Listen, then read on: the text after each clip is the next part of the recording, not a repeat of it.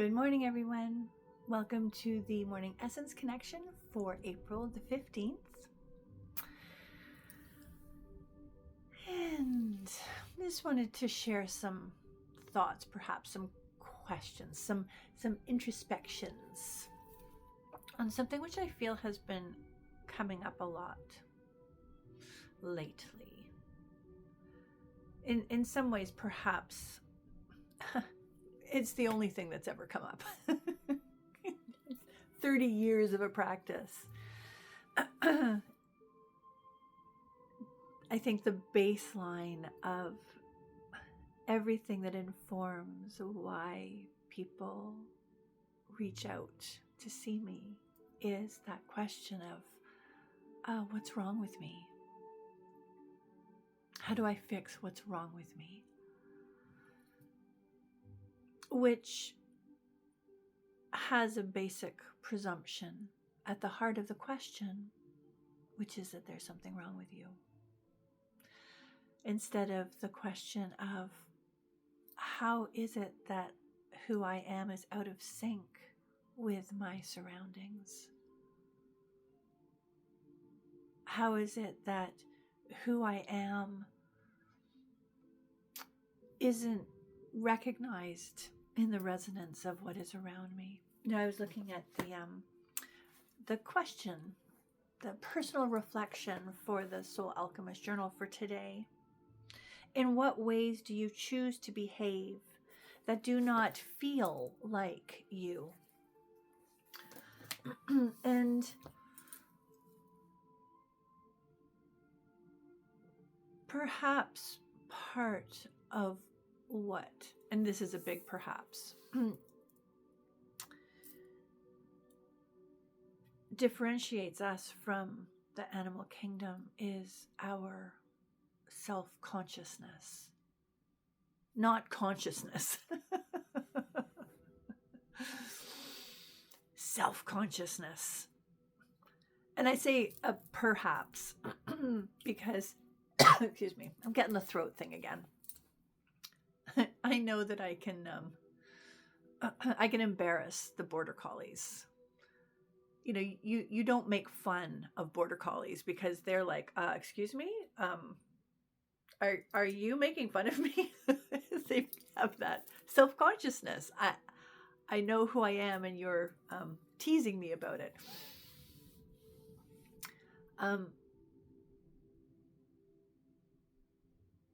But I don't know that the animal world apologizes for who they are. I think about, you know, the pheasants and sort of laugh, but they're like all happy, and they're just happy. If they're happy, they're happy. Instead of like, should I be happy? Should I not be happy? Is so-and-so happy? They're not as happy as I'm happy. Is there something weird about me? Because I'm like,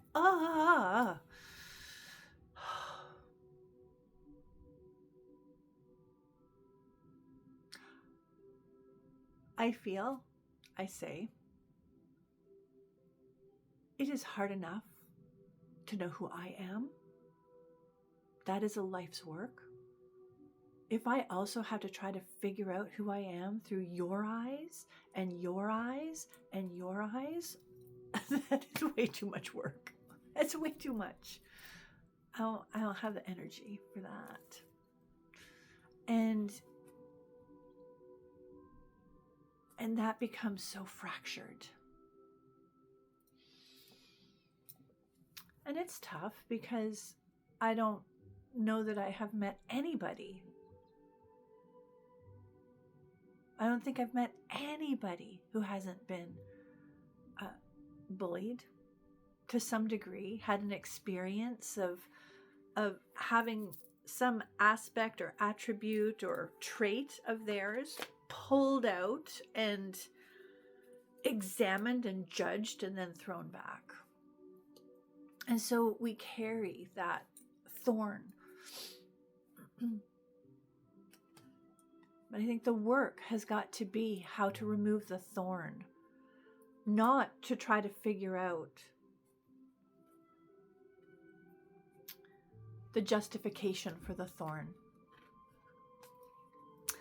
So there's some thoughts to drop into essence.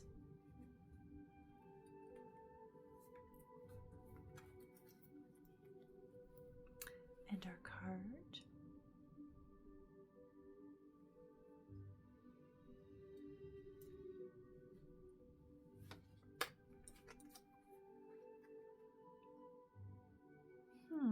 Wow. This is a very evocative one, isn't it? Can you see that coming in right close? It looks like the thronging masses, someone at the top with that balance, Libra-like, and then it's almost like a cross, but it's not. It's the Ankh on a crook across a chasm. Interesting.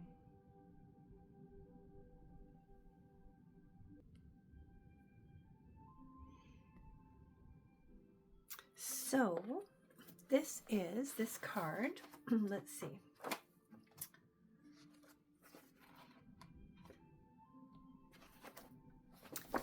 It is test. Let's put it up there.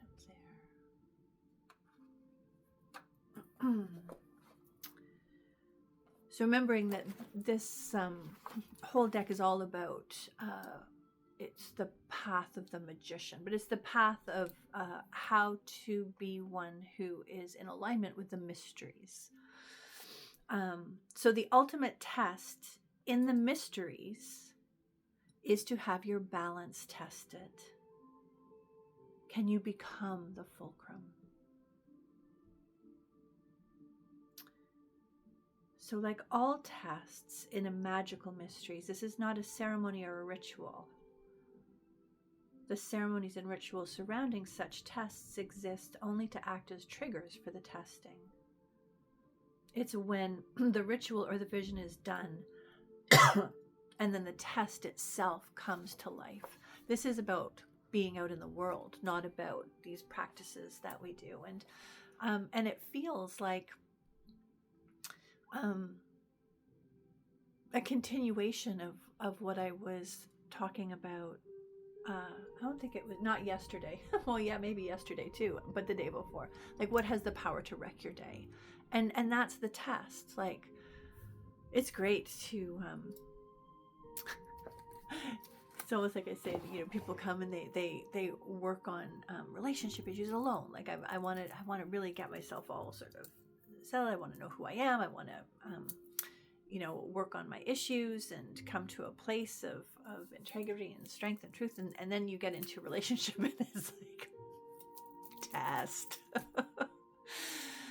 So it's or I'm fine on my own. I'm fine, when it's just me and my space with my things. It's as soon as you step outside of that, and that's what this card is all about. Oh, where did I put it? That there is that at a certain point with all of the explorations that we all come to this place of balance, and then needing to take that final step across the chasm to see if we have truly integrated the lessons. And so the other thing though, and I thought this was really interesting because I just flipped through, was in this book there's always this is the meaning of the card. This is what it means when it comes up in divination. So in divination it's like this is talking about a test of some kind, a situation or a pattern, a fate pattern that is just guiding you to integrate what has been learned. But then there's always an extra. And so interesting, the extra for this one is a little snippet from the extract from the the 5th hour in the Egyptian Book of Gates, or the Amduat, which is the Great Awakening. And it's funny because I have just taken a picture of all of the decks that I'm going to be using, because I'm starting next week guiding a 25-week course in a soul pilgrimage into the Amduat. So, and the 5th hour is when that's when the real test happens. And so it says here that 12 figures, the presences of humans in the Duat, and the accompanying text reads, "There having spoken truth upon earth, there having been dedicated to the forms of their God, says to them, Ra, valor to your presences, breath for your nose. Cuttings are yours from the marsh of rushes, for indeed you are those who are righteous. Your bases are yours at the corner place, the ordaining words of those in whom I am are there. Their extension is bread. Their scale pans are hollowed vessels. Their cold refreshment is water. Now, putting forth what is theirs on earth means being a peaceful one of their daily bread." Fascinating. Also, it strikes me that this is their having spoken truth upon earth is a direct response to what we were working with yesterday with the voices of untruth. We are to be the voices of truth, and that is our test. And it is found in hour 5 of the Duat. It's the 5th gate. I'm telling you, it all weaves together. So I have chattered on far longer today. It goes so fast, doesn't it? Deep breath in.